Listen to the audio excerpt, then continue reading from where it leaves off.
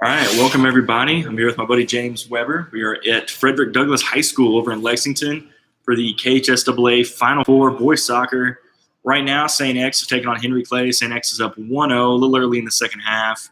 Next up, I know it's the game you all care about, Hopkinsville and Highlands. I'm going to let James talk a little bit about Highlands real quick, and then I'll jump in about Hoptown. Like we were just talking about before we came on, 6 guys with double-digit goals. I mean, that's really spreading it around. Absolutely, and the coach has prided his team on that all year, and he's a very veteran group. And what the coach Ted Snyder has said all year is that they're a very diverse group. You got a lot of skill. You got tall guys who can obviously win the 50-50 balls and that, and scoring headers and all that kind of thing.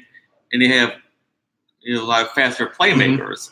They got a nice mix of that. So and it keeps the defense guessing. So. Then there are a lot of cases where, like Luke Schweitzer, who's making a big hero of the postseason so far. Like their most tense game was in Montgomery County in the Sweet 16, where they outshot Montgomery by much, but had to rally out in regulation, and then Schweitzer scored late in overtime, and it was just a matter of like who was going to make that play. And the thing with Highlands is they have several guys who can make that play. Exactly. I know I was talking with Tyler Stallings a couple days ago. And anytime a team has that many seniors, like you said, they're going to be senior-led. They're going to have guys that have come up in big situations. But you've been pretty busy the last couple of days with Highlands Soccer. I know you were here last night on the girls' side, and they made the final. What is this kind of doing for that school right now to have already won in potentially 2 teams in those championship games?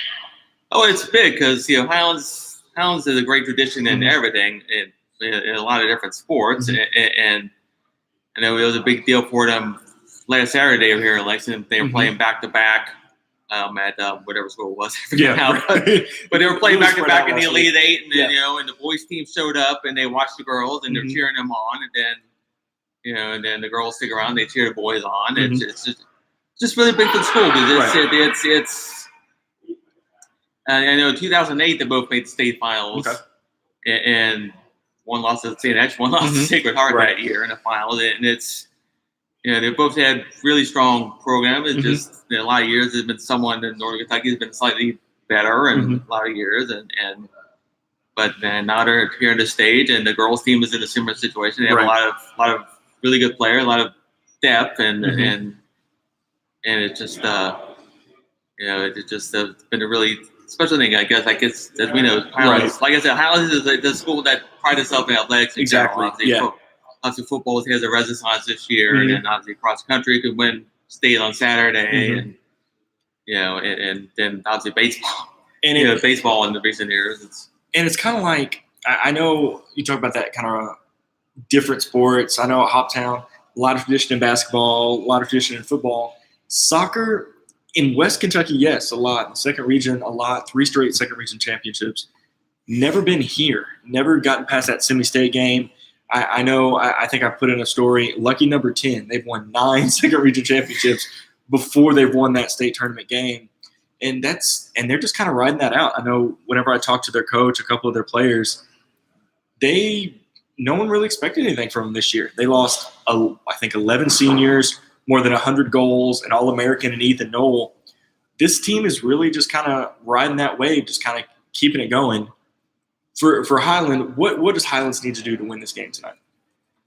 Just rely on the defense. We haven't talked about the defense. Right, exactly. 11 goals, I think, given up this year. That's very, very strong defense. They got Alex Ford, an all-state player, who leads the back line. Will Burnham's a veteran goalkeeper. So I think the nice thing about them, what I've been saying, they don't rely on any one person. Exactly. Yeah. They only have put the ball up front for one person. They just they get to relax and kind of play their game, and they know with the strong defense, as any soccer fan knows, if you can be confident, if you score 1 goal, that might be enough to win. Yeah. The pressure, to really press yourself and try to score, and if you're less likely to fall down 1-0 early. And I think that's where the Montgomery game really was a good test for them, where that they were down 1-0 late, and they never gave up, and they kept fighting. They found a way. So I think that's given them a lot of confidence. And you talk about that I mean, 11 goals given up this year in any sport, anything, that is phenomenal. And like you said, they were down late against Montgomery and came back. Hoptown hasn't really faced that so far in the postseason.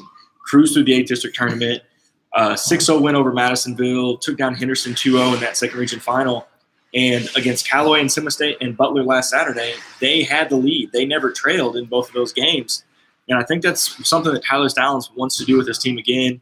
We talked about it last night. People want to stop Ryan Mussel. I mean, he one of the best players in the second region, and they want to stop him. I think 45 goals this year. But he's got other guys around him. But like you said, a team that has a guy with a lot of goals and a couple kind of secondary scorers against a team that has given up 11 goals. So something is going to have to give tonight. But final thoughts, James, anything? I know just Hopkinsville's on a good roll. I mean, many times we beat a Louisville school. I mean, Butler's not 7th region, not St. X or Collegiate, whoever. Exactly. But obviously, you beat a school from Louisville at this stage of the game. You're doing really well, and I know they're going to be really confident. And I think any game like this, Hoptown's going to come in with nothing to lose. Right. And Highlands too, because Highlands played in the state final in 08, like I said, and then they want history for themselves. So I think it's going to be, an intense game. Hopefully it stays dry, and both teams would really. Obviously, if it's really rainy, it'll slow down Highlands a bit as far as skill wise. But I expect a really competitive game and a real fun one. Like I said, I'm excited as well. It's a little windy. I just came in from outside, but very excited. So for updates tonight, I know you can follow on KHSAA. They have a StatCast down there. Follow me at TDixonKNE. But we're gonna try to stay dry tonight. All right. Thank you all.